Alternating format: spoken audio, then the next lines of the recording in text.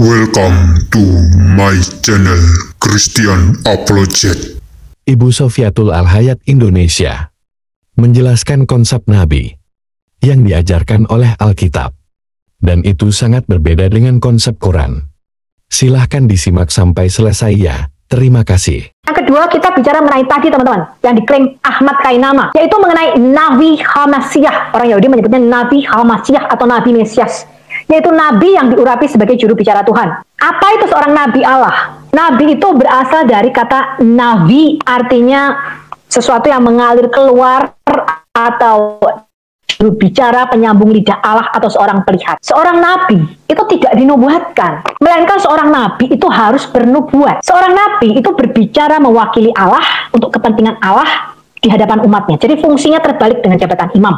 Di Keluaran 4 ayat 13-16 dikatakan, tetapi Musa berkata, ketika Tuhan mengutus Musa berkata, Tuhan, utuslah kiranya siapa saja yang patut kau utus. Karena Musa berkata, aduh, aku ini nggak pandai bicara, aku ini petak lidah, katanya. Ya, maka bangkitlah murka Tuhan terhadap Musa dan dia berfirman, bukankah di situ Harun, kakakmu itu, orang Lewi itu, kakakmu? Aku tahu bahwa dia pandai bicara. Lagi pula ia telah berangkat menjumpai engkau, dan apabila ia melihat engkau, ia akan bersukacita di dalam hatinya. Maka engkau harus berbicara kepadanya dan menaruh perkataan itu ke dalam mulutnya. Aku akan menyertai lidahmu dan lidahnya dan mengajarkan kepada kamu apa yang harus kamu lakukan. Ia harus berbicara bagimu kepada bangsa itu. Dengan demikian ia akan menjadi penyambung lidahmu dan engkau akan menjadi seperti Allah baginya. Kemudian di Keluaran 7 ayat 1-2, berfirmanlah Tuhan kepada Musa, lihat, aku mengangkat engkau sebagai Allah bagi Firaun, dan Harun abangmu akan menjadi nabimu. Engkau harus mengatakan segala yang kuperintahkan kepadamu, dan Harun abangmu harus berbicara kepada Firaun supaya dibiarkannya orang Israel itu pergi. Ya, jadi ini fungsi Nabi. Nabi adalah juru bicara Allah. Seorang Nabi itu berbicara atas nama Allah, ya, mewakili kepentingan Allah. Oh, ini tadi sudah ya, sorry kedobelan teman-teman. Nah, Mesias ini dinubuatkan akan memegang jabatan Nabi yang diklaim Ustadz Ahmad Kainama tadi loh, di Ulangan 18 ayat 18-22. Seorang Nabi itu juga harus diurapi sama seperti imam. Seorang Nabi itu adalah juga seorang Mesias.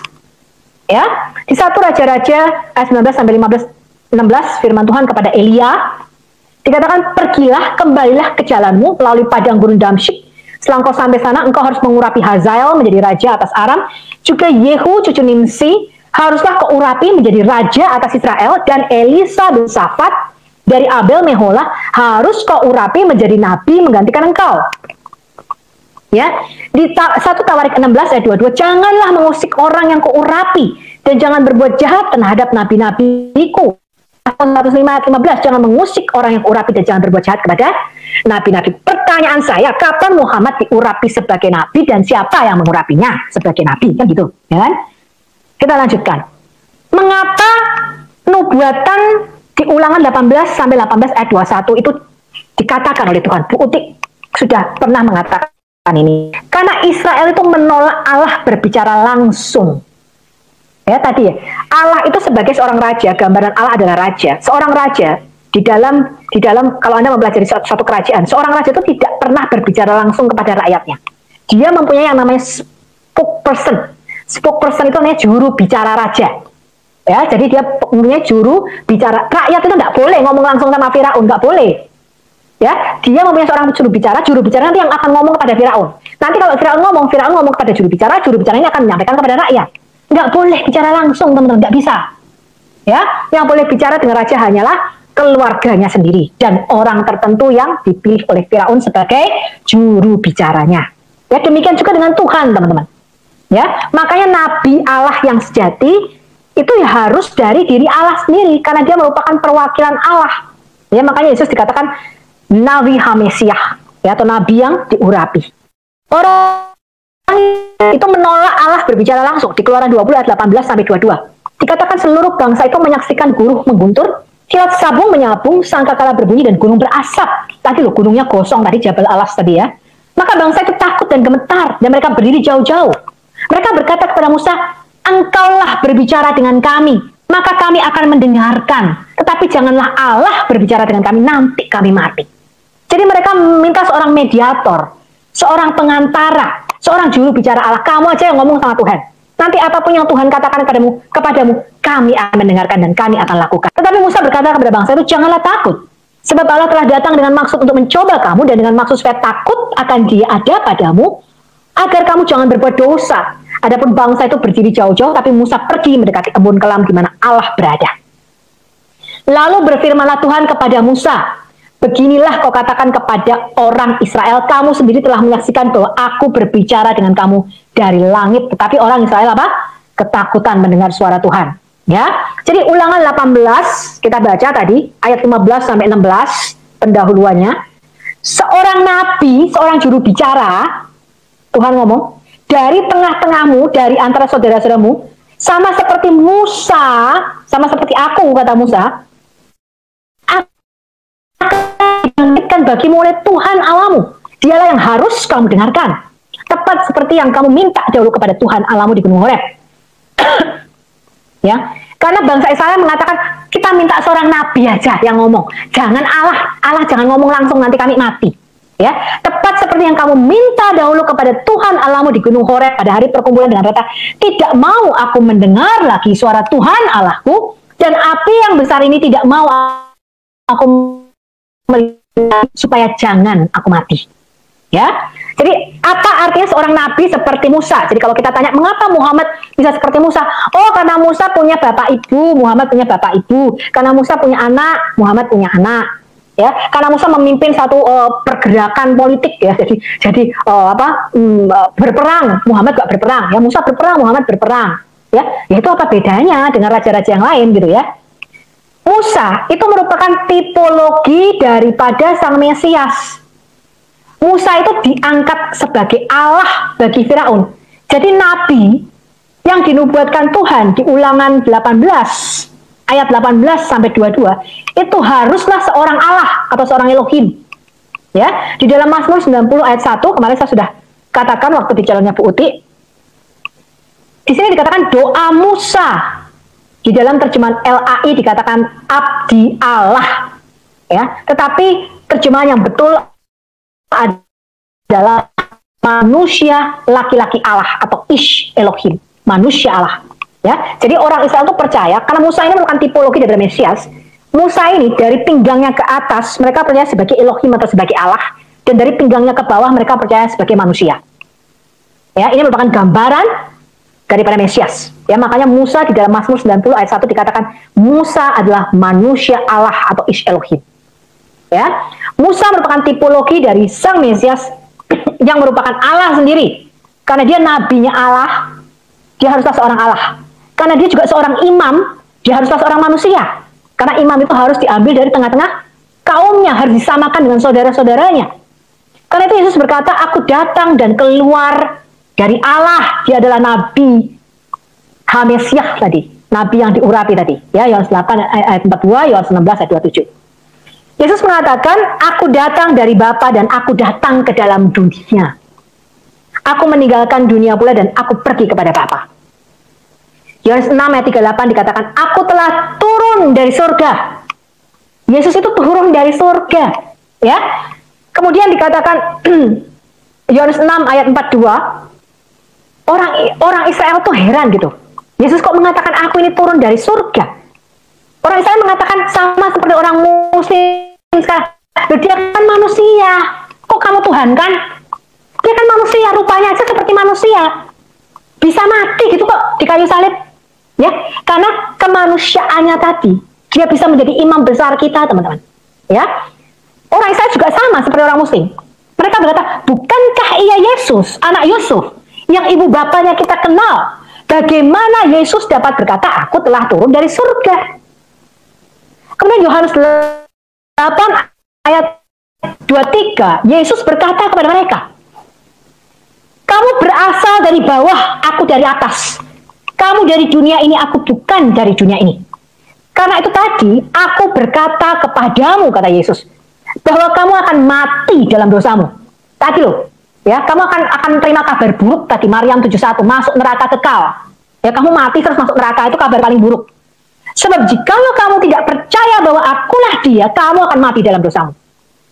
Ya, akulah dia, artinya I am the living God. Akulah dia yang turun dari surga. Kalau kamu nggak percaya, akulah dia, Allah yang turun dari surga, you will die. Kamu pasti mati. Kamu pasti mendatangi neraka dan kamu akan kekal di dalamnya. Ya. Nah, apa artinya seorang nabi seperti Musa? Ya, tadi Harun adalah tipologi daripada Yesus, sekarang Musa adalah tipologi daripada Yesus. Jadi nabi Allah yang sejati itu haruslah seorang Elohim atau seorang Allah dengan hakikat yang sama yang berasal dari Allah sendiri. Maka sang Mesias itu mempunyai dua nature, yaitu ilahi dan insani. Karena Yesus adalah Nabi Hamelek dan juga Kohen Hagadol, ya, atau imam besar yang sesungguhnya. Karena itu sang Mesias disebut anak Allah, disebut juga sang Nabi yang sejati.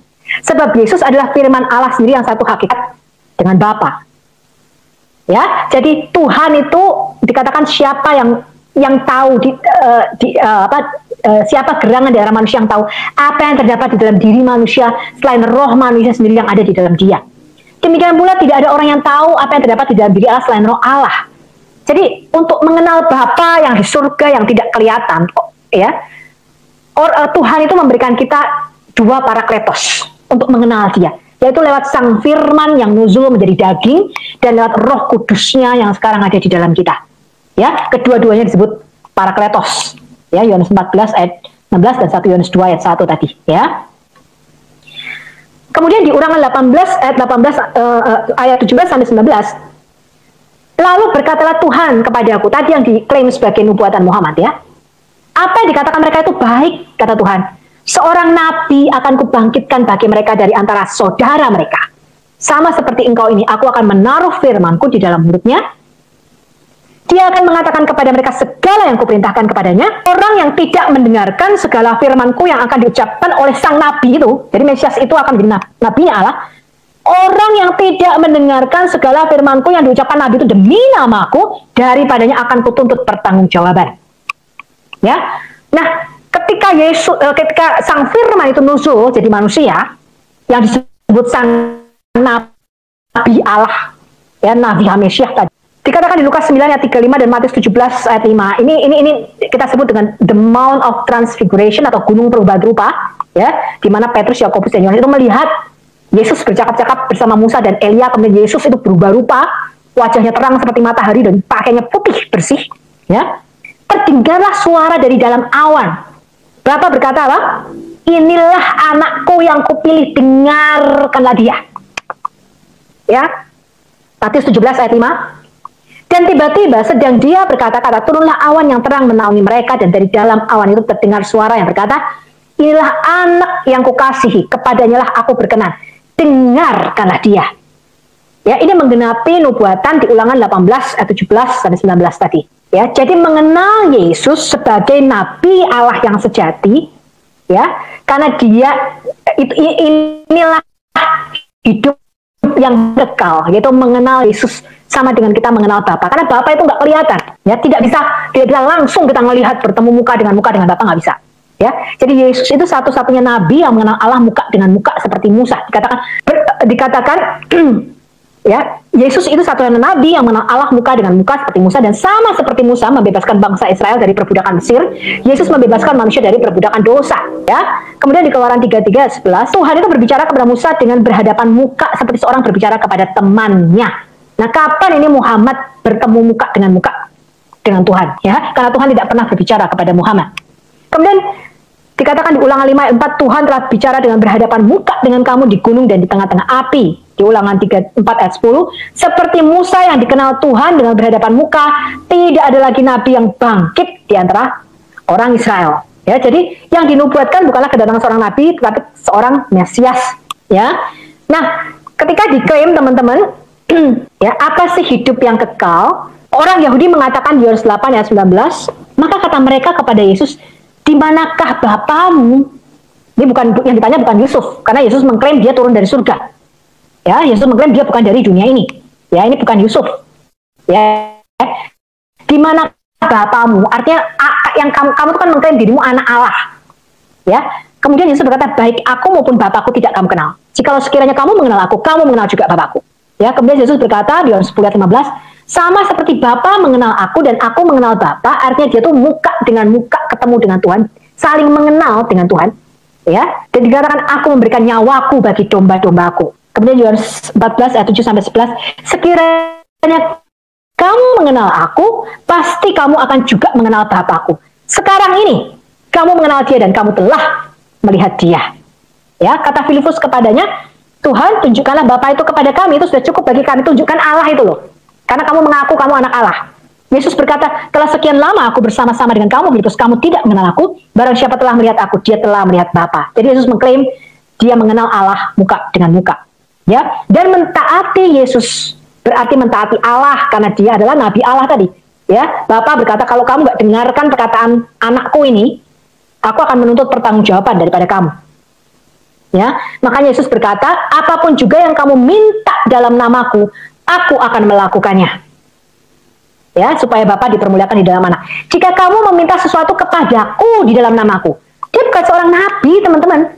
Nggak bisa kita berdoa kepada nabi, aduh nabi, aku minta dong hari ini, aku minta diberkati aku. Nggak boleh berdoa kepada seorang nabi, teman-teman. Ya, maka Yesus berkata, jika kamu meminta sesuatu kepadaku di dalam namaku, aku akan melakukannya. Karena dia adalah Allah itu sendiri. Dia adalah sang firman itu sendiri. Ya, dia bukan seorang manusia biasa. Nggak ada seorang nabi berkata, mintalah kepadaku. Nggak mungkin seorang nabi berkata demikian. Ya. Kemudian Yohanes 5 ayat 21 sampai 23, Yesus berkata, sama seperti Bapa membangkitkan orang mati dan menghidupkannya, demikian juga anak menghidupkan barang siapa yang dikehendakinya. Bapa tidak menghakimi siapapun, melainkan telah menyerahkan penghakiman seluruhnya kepada anak. Jadi nanti akan menghakimi kita adalah Yesus. Sama seperti di dalam kitab hadits. Ya, jadi Muslim percaya mengenai kedatangan Isa yang kedua sebagai hakim yang mutlak, hakaman muksitan, ya, supaya semua orang menghormati anak sama seperti mereka menghormati Bapa. Barang siapa tidak menghormati anak, ia juga tidak menghormati Bapa yang mengutus dia. Ya, makanya Yesus mengatakan, aku dan Bapa adalah satu. Yesus berani mengklaim, kamu pergi baptis orang di dalam satu nama, Bapa, Anak, dan Roh Kudus. Jadi Yesus mengklaim kesetaraan, kesejajaran, kesamaan dia dengan Allah. Ya, nggak bisa dibaptis dalam nama seorang nabi. Terima kasih telah berpartisipasi mendukung channel Christian Apologet. Tuhan Yesus memberkati kita semuanya. Amin, puji Tuhan Yesus Kristus. Welcome to my channel Christian Apologet.